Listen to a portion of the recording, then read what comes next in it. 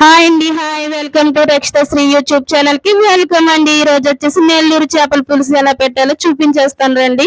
So first అయితే కనుక ధనియాలు, ఆవాలు, జీలకర్ర అన్ని అలాగే కొద్దిగా మెంతులు 1 స్పూన్ మెంతులు వేసుకొని బాగా కొద్దిగా పచ్చిపోయే వాసన ఉంటుంది కదా, వాసన స్మెల్ పోయేదాకా కొంచెం వేపుకోవాలండి. వేపుకొని దాన్ని కొంచెం బరకగా పట్టుకోవాలి మిక్సీ గిన్నెలో. సో ఇంకేం కావాలో చూసేద్దామండి. మామిడికాయ, అలాగే పచ్చిమిర్చి, ఉల్లిపాయ ముక్కలు చిన్న చిన్న ముక్కలు కట్ చేసుకోవాలి. అలాగే టమాటోస్ 3 టమాటోస్ తీసుకొని కట్ చేసుకొని దాన్ని కూడా గ్రేవీ కింద అయితే పట్టుకొని పక్కన పెట్టుకోవాలండి.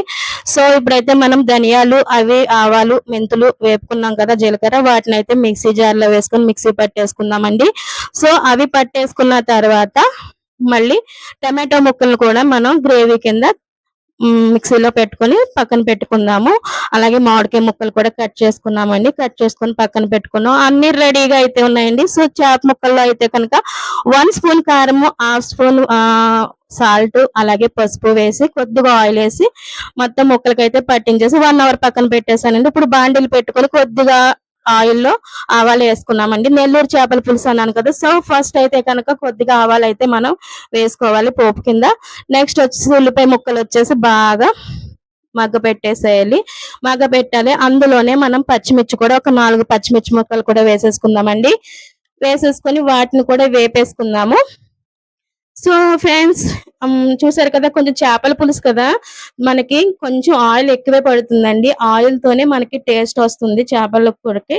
సో ఇప్పుడైతే కనుక టమాటా గ్రేవీ కూడా వేసేసాను. సో దాన్ని కూడా మగ్గ పెట్టాలి, బాగా బాగా మగ్గ పెడితే బాగుంటుందండి టేస్ట్ వచ్చేసి మనకి. సో దీనికైతే కనుక ఇప్పుడు ఉప్పు, కారం కూడా యాడ్ చేసుకుందామండి. సో కారం వచ్చేసి 2½ స్పూన్ వేసానండి. అలాగే సాల్ట్ వచ్చేసి 1½ స్పూన్ వేసాను. ఎందుకంటే ఆల్రెడీ చేప ముక్కల్లో వేసుకున్నాం కదా, కాబట్టి సరిపెట్టుకోవాలి, చూసుకొని వేసుకోండి చేపల క్వాంటిటీని బట్టి. అలాగే చింతపండు పులుపు కూడా వేసేసానండి. సో ఇదైతే ఇప్పుడు ప్రజెంట్ అయితే కనుక ఈ పులుసు అయితే బాగా మరగనివ్వాలండి. బాగా మరిగితేనే టేస్ట్ అయితే బాగుంటుంది. సో ఇది బాగా మరిగిన తర్వాత మనం చేప ముక్కలు అయితే అందులో యాడ్ చేసేసుకుందామండి. చేపలు ఎప్పుడు తెచ్చుకుంటా ఉంటాం కానీ ఒకే టైప్లో వండితే బోర్ కొడుతుందండి.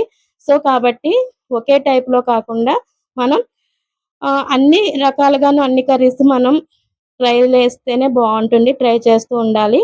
సో ఇప్పుడైతే పులుసు అయితే మరిగిపోతుందండి. సో చేప ముక్కలు కూడా యాడ్ చేసేద్దామండి. సో చాలా మంది చేపలు తినేటప్పుడు తలకాయ తినరండి, కానీ తలకాయ టేస్టే వేరుంటుంది, చాలా బాగుంటుందండి.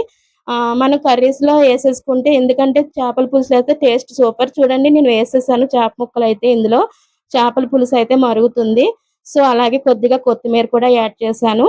సో ఫైనల్గా ఇంకా మనం మామిడికాయ ముక్కలు యాడ్ చేయాలండి. అలాగే ఇంకా మనం ఇంకోటి యాడ్ చేయాలి, ఏంటో తెలుసా మీకు? అదేనండి, మనం ధనియాలు, జీలకర్ర, ఆవాలు, మెంతులు పొడిం పట్టాం కదా, ఆ పొడిం కూడా యాడ్ చేయాలండి. అది కూడా యాడ్ చేసుకుంటే అప్పుడు పులుసు కొంచెం చిక్కదనం వస్తుంది. అప్పుడు దాకా మనకి పలుచగా కనిపిస్తుంది. చూడండి నేను మామిడికాయ ముక్కలు అయితే యాడ్ చేసేసాను. సో దాంతోపాటు పొడిం కూడా యాడ్ చేసేస్తున్నానండి.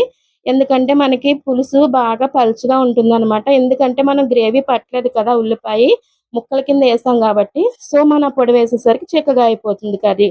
సో కర్రీ అయితే రెడీ అయిపోయిందండి. యామీ యామీగా టేస్ట్ అయితే చేసేసాము. సో ఫ్రెండ్స్, మీరు కూడా మీ ఇంట్లో ఈ నెల్లూరు చేపల పులుసు అసలైన టేస్ట్తో మీ వాళ్ళందరికీ టేస్ట్ చూపించేసేయండి. సో అలాగే నా ఛానల్ని సబ్స్క్రైబ్ చేయండి, షేర్ చేయండి ఫ్రెండ్స్. Bye friends, bye.